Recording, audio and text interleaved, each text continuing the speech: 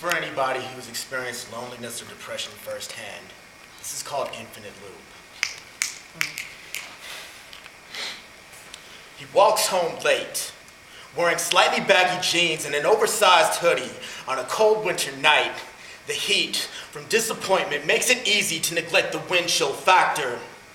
The straps on his backpack are in much need of reinforcement. He is sometimes amazed how after packing in his concerns that he still has room for his books.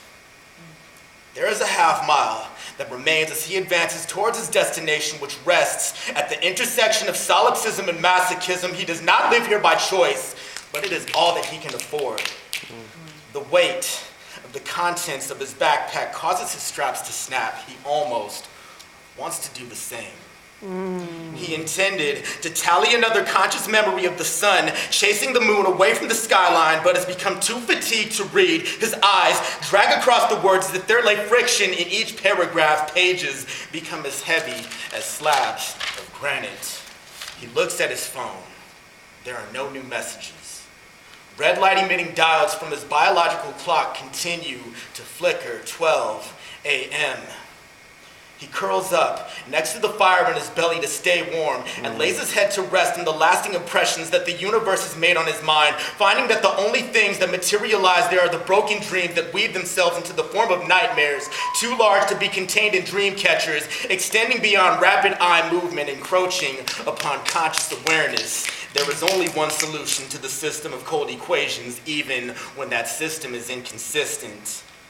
The buzzing of the alarm clock across the room foreshadows how the day will close. He hits the snooze button and goes back to bed to later be greeted by the sun, leaving the zenith in the westerly direction as it prepares for its nightly dive into the Pacific Ocean. The clock continues to flicker. 12 a.m.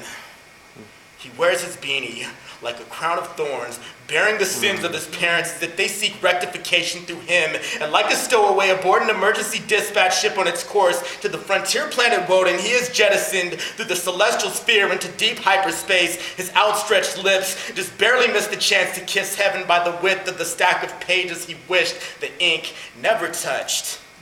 Faint pulses of red light tap the insides of his retinas. During his descent, he seeks to create a binary star with the one that held the wishes of his childhood.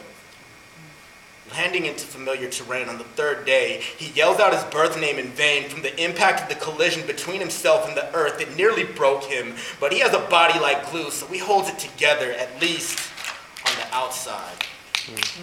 He looks up, wondering where the time went, and is greeted by the sun, leaving the zenith in the westerly direction as it prepares for its nightly dive into the Pacific Ocean. The clock continues to flicker. 12 a.m.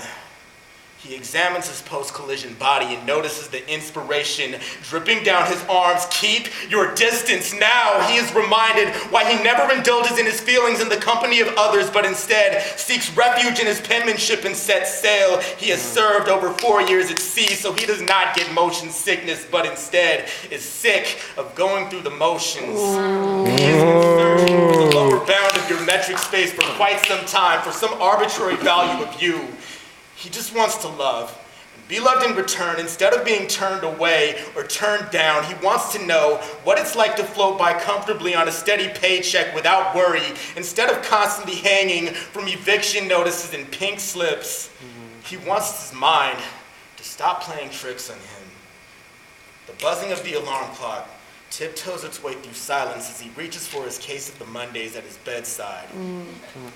He notices his phone before his hands get the chance to land. There are 12 new messages. He walks out of the front door, wearing his beanie like a crown of diamonds, and follows the gradient of the sky in the direction of increasing intensity due east, and greets the sun for what feels like the first time in months. He fills his lungs with air and lets laughter burst from his soul. He knows he is going to be okay.